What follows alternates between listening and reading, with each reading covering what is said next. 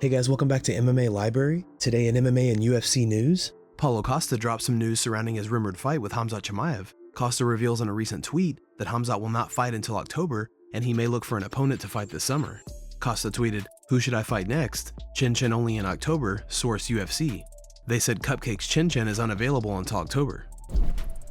Chael Sonnen discusses what's next for Luke Rockhold following his loss to Mike Perry this past weekend at BKFC 41.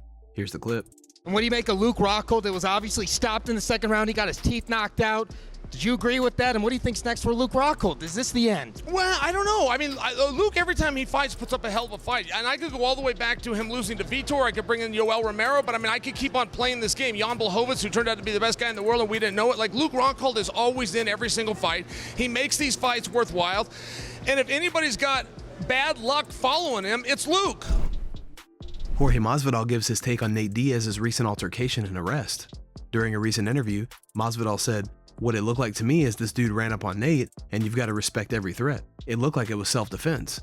I just want to say, you can't run up on people, you can't violate people's personal space, and feel it's cool to get away with it." Luke Rockhold posted a video to social media following his loss to Mike Perry this past weekend. Here's the footage. Well, what can I say? You can check bare knuckle off the list. Some crazy Those little knuckles got me. Square on the front too. Maybe a beard, maybe a better mouthpiece. It's a good fight. It's a shame it had ended that way. Mike, you tough bastard. Congrats. Thanks to my sponsors, thanks to the people. I'm not done. Some gloves would be nice though. Aljamain Sterling had some words for Henry Cejudo during a recent interview. So I don't know what his approach is to try to win this fight. It can't be to out wrestle me, and it can't be to like. I think his only way of really winning is he needs a knockout. You know what I mean? So he ain't gonna submit me. I can't see Cejudo unless he got me really, really hurt, and then he just jumped on my neck, and I just decided to be and just say there's tap. That's the only way I can really see this fight going. And other than that, he would need to put a 25-minute beat down on me because I'm not going to quit. I'm going to be there the whole time in this guy's face. I predict that I take Henry down 3 or 4 times in this fight. I really do. And I think once I get my hands on him, he's going to realize that what people say about me is actually true. I'm a bigger guy. I got the longer reach, the longer limbs. And all I need to do is lock my hands. If I lock my hands, that is a bad situation to be in. So I can't wait to go out there and take that gold medal and shove it up his ass.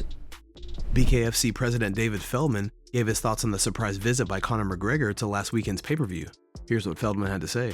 At the end of the day, I was really paying attention to the fights. It was a sold-out crowd, unbelievable crowd here, unbelievable fighters, unbelievable fights. So I don't want to take away from these guys, but of course, it's phenomenal to have Conor McGrgeor here, the #1 talked about combat sports athlete in the world, jumps in the ring and challenges one of our fighters. And whether it ever happens or not doesn't really matter. The fact is, it was a viral moment for us. And the fact is, when he's talking about it, everybody else in the combat sports world is talking about it. So it was a great thing for us. Cory Sandhagen reveals why he didn't call for a title shot after his victory over Chito Vera back in March. Here's what Sandhagen had to say during an interview with the Schmo. Yeah, I think I don't want to turn it into like too much of a circus. I try to be like reasonable in life, and I think that like calling out the #1 guy is reasonable, especially since, you know, like they already seems like they kind of have someone lined up. So why not call out the #1 guy? Well, the #1 guy was called out by other guys. A guy like Umar Nurmagomedov called him out. Merab would fight him, but he's injured. He can't fight this summer. What do you think's likely for you? Because you got a guy in, you know, Sugar Sean O'Malley who's waiting to see what happens with Henry Cejudo and Aljamain Sterling for that #1 contender spot to getting that next title shot. But you're willing to fight one more guy to get that title shot. Or would you just sit and wait for that title shot? I don't know, I guess. I don't know how the hell any of this stuff really works, to be honest. So I kind of just like go with whatever I'm kind of told, more or less. But I don't know, man. I just want to fight the best guys. That's pretty much why I'm here. There's I try not to get like too hyper focused on the title and all of that stuff. I just try to be in here at the gym every day and just make sure that I'm getting better. And then whoever it is I got to fight, then I'll be ready for them. Following his impressive victory over Luke Rockhold this past weekend, Mike Perry reveals he's now a free agent and goes on to discuss what's next for him in his career. You know, thanks to my team and thanks to all my years of hard work and fighting and training, and it's really starting to pay off. You know, the fight's got to make sense for them and for the money that they're paying me. They're like, hey, what would you say? You know, I mean, what did you think who was going to win this fight? It was up in the air. It could have been 50-50. Luke's a big challenge. You look at him, you're like, damn, that guy's a problem maybe. But the platinum is platinum. So it's like the money's got to make sense for them.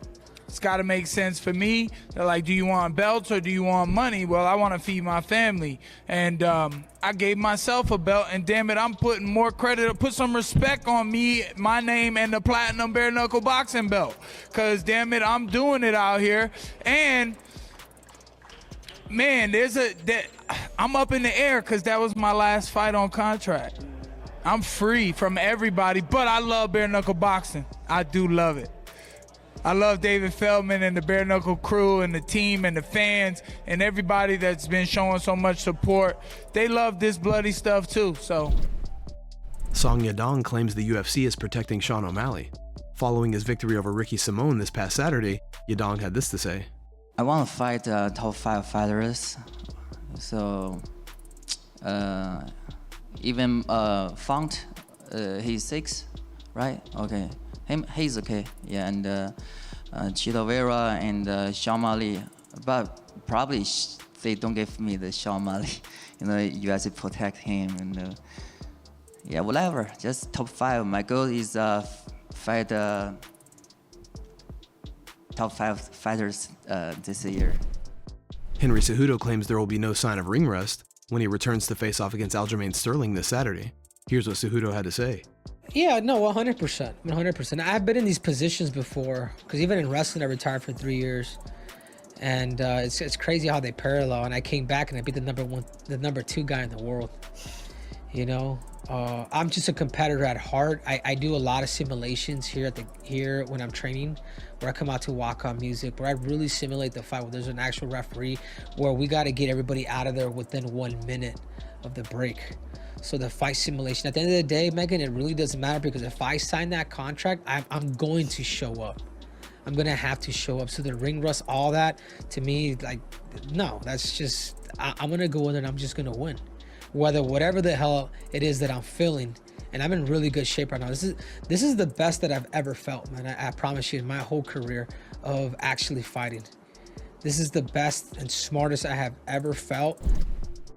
Prior to BKFC 41 this past weekend, rumors were circulating that the winner of Mike Perry and Luke Rockhold would be fighting Darren Till next.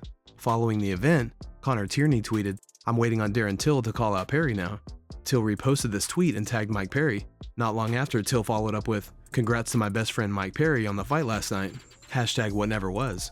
What do you guys think about a potential bare knuckle match between Mike Perry and Darren Till? Let us know in the comment section.